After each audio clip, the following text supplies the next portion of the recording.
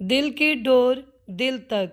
सुजाता ने अपने बेटे नील के लिए लड़की ढूंढने के लिए सभी रिश्तेदारों दोस्तों से कह दिया था। उसे एक बहुत अच्छी लड़की की तलाश थी।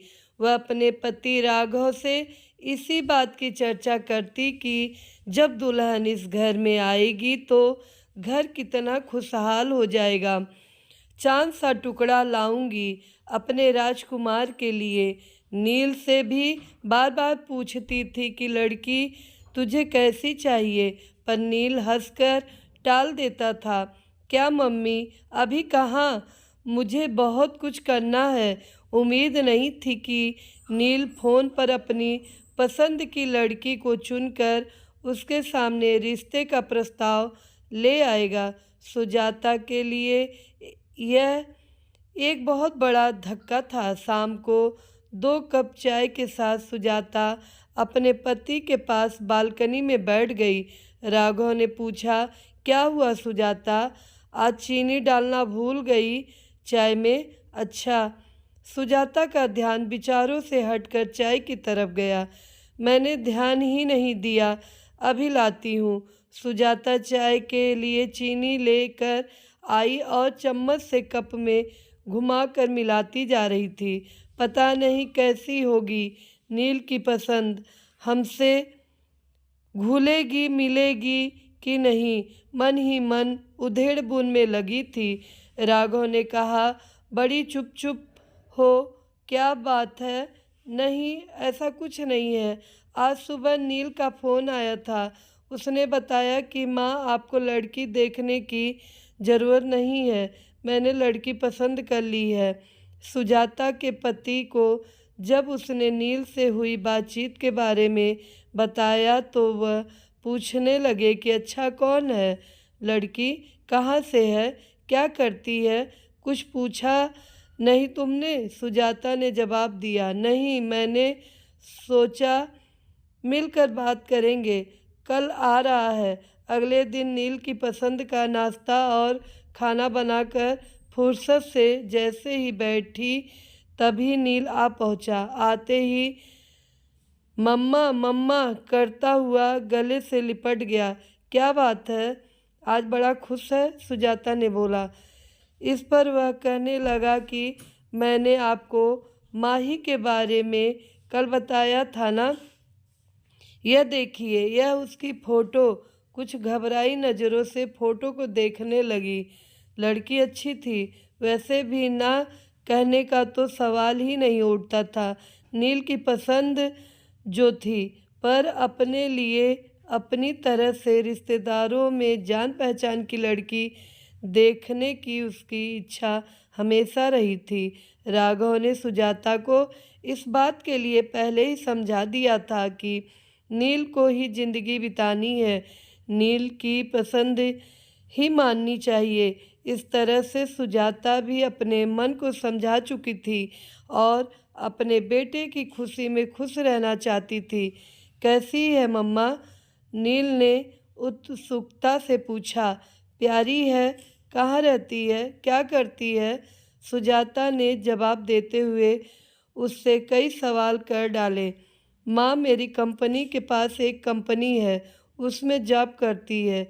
उसके घर में उसके मम्मी पापा और एक छोटा भाई है। आपसे मिलवाना चाहता हूँ। नहीं बेटा, तुमने पसंद कर ली तो हमने पसंद कर ली। उसके पापा ने कहा उसके मम्मी पापा बात कर लें, फिर इस रिश्ते को आगे बढ़ाएंगे।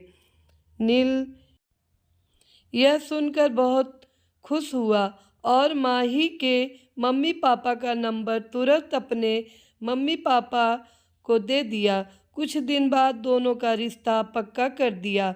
माही सांवले रंग रूप की थी। हाँ, आंखें जरूर बड़ी थी, लेकिन उसे देखकर सुजाता को लगा कि मैंने तो इससे अच्छी ढूंढ कर लाती। गोरी चिट्टी पर मन मसोस कर रह गई।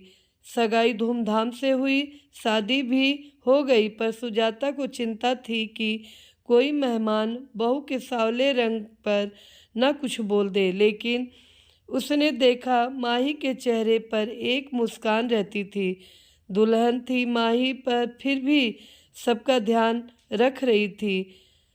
आपने पानी लिया, कुछ खाया?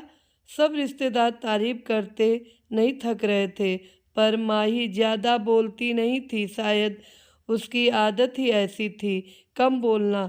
सुजाता को माही से ज़्यादा बातें करने का समय नहीं मिला। पहले मेहमान रहे, फिर वह हनीमून पर चले गए। वहाँ से लौटे तो दोनों की छुट्टियाँ खत्म हो गई थीं और दोनों दिल्ली लौट गए। नील ने 2 कमरों का एक मकान किराए पर लिया हुआ था। माही और वह दोनों साथ ही निकलते थे। दोनों की कंपनी पास पास थी। फ़ोन पर थोड़ी बहुत बात हो जाती थी, क्योंकि सुजाता को हमेशा राघव से माही की ही बात करनी होती थी। वह हमेशा कहती, माही शायद हमें पसंद नहीं करती।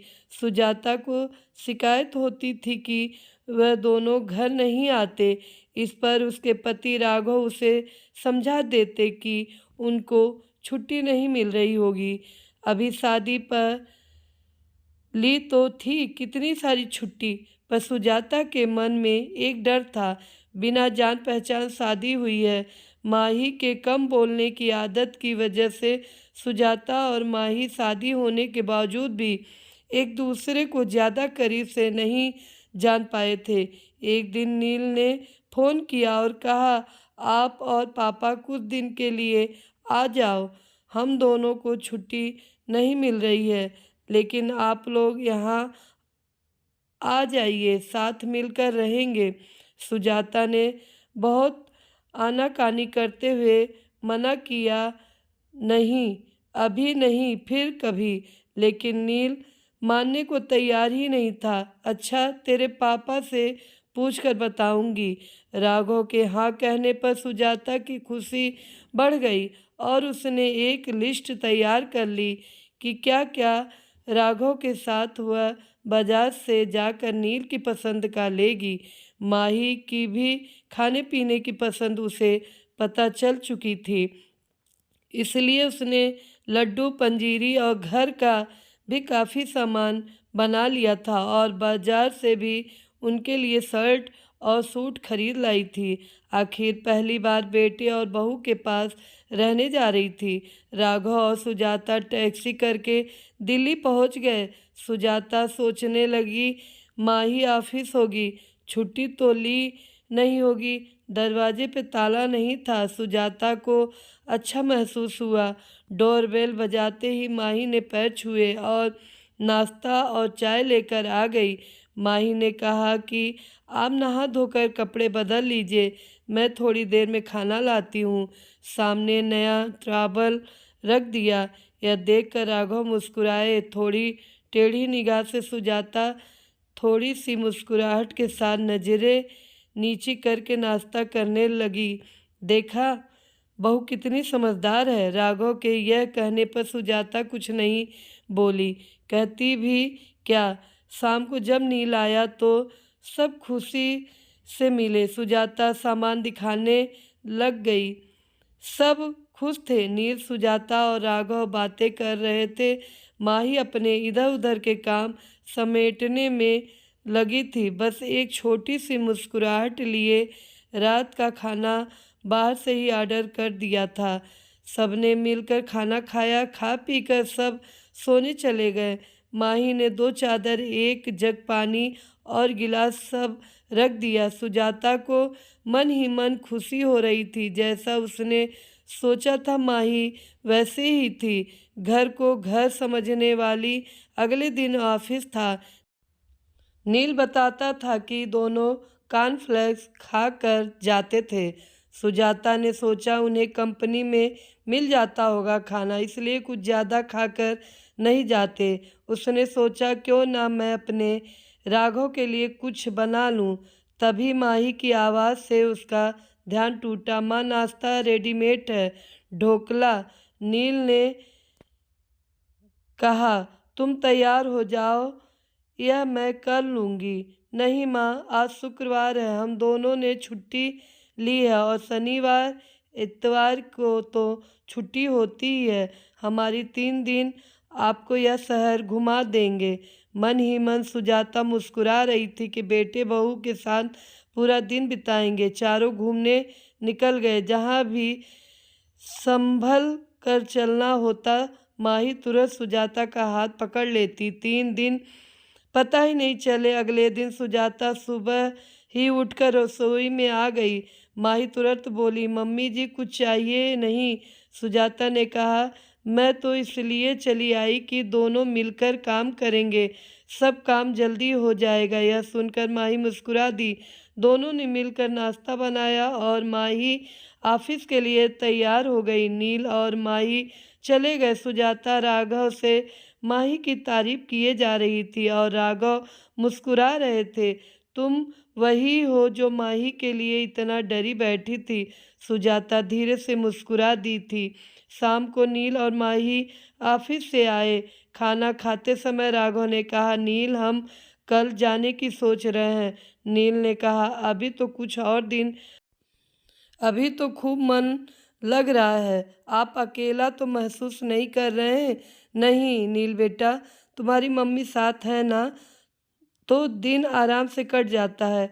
कभी टीवी देख लेते हैं और कभी अखबार पढ़ लेते हैं। ऐसे में समय का पता नहीं चलता। नील ने कहा, तो फिर क्यों जाना है? खाना खाने के बाद बर्तन समेट कर माही कमरे में आकर बोली, मम्मी जी शाम को ऑफिस से आकर बहुत अकेलापन लगेगा। आप दोनों के आने से रौनक हो गई है।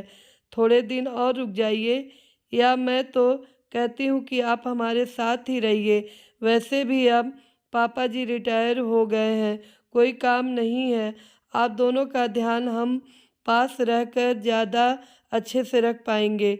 जो माही बोलती नहीं थी वह आज बड़ी बड़ी बातें कर रही थी। राघव और सुजाता एक दूसरे को देखकर मुस्कुरा रहे थे। सुजाता ने माही के पास आकर उसका हाथ अपने हाथों में ले लिया। कहने लगी कि कितना ध्यान रखती हो तुम हम सबका। नील बड़ा किस्मत वाला है जो हमें एक अच्छी बहू मिली। इतनी अच्छी तो मैं भी ढूंढ नहीं पाती। यह सुनकर माही सुजाता के गले लग गई। माही बोली, मम्मी जी मैं भी किस्मत वाली हूँ जो ऐसा परिवार मिला। प्यार और अपनेपन की वजह से दिल की बात दिल तक पहुँच गई थी। आजकल दोनों के रिश्तों में बदलाव आया है।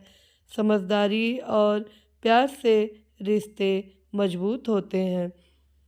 मित्रों, आप सबको कहानी पसंद आई हो तो लाइक कीजिएगा, कमेंट कीजिएगा, ज़्यादा से ज़्यादा शेयर कीजिएगा। धन्यवाद।